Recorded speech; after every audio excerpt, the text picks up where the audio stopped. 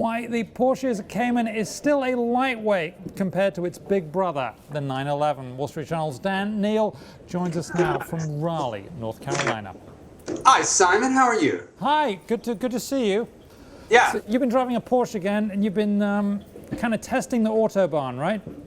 Well, and I have to say, it's not a lightweight, a middleweight. The Cayman S, which is the mid-engine two-seat car that Porsche sells, is a pretty fast car. The debate has always been, and if you've got money, Porsche money burning a hole in your pocket, which car do you buy? The 911, which is the classic, which is sort of the unimpeachable sports car choice, or the smaller, lighter, a little more intimate, a little more vivid, let's say, mid-engine car. Now, Porsche has been kind of holding the horsepower back on the Boxster and the Cayman so as not to compete with the 911. I was on the autobahn and the 911 is definitely faster. But in the U.S., I think the car is so much better now. It's kind of a draw between the two. So, Dan, one of the things I found interesting about what you were saying is that winter is driving season on the autobahn, which is more or less about when you were doing this.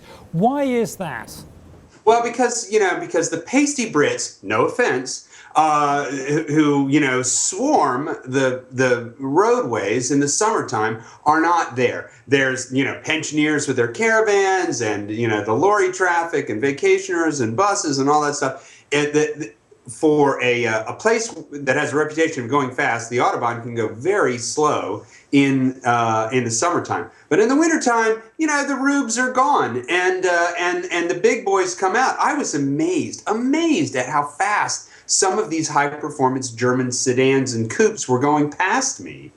So let's get this right. You were driving a Porsche, which is a high-performance vehicle without any doubt, and you were being passed on the autobahn. I was doing $130, $140, and I would get, and somebody would chat past me going 180, right? And then what would happen is, and this happens all the time on the Autobahn, if you are a driving enthusiast, you'll meet a kindred spirit, and then the two of you will go hell-bent for leather down the Autobahn as fast as you can go.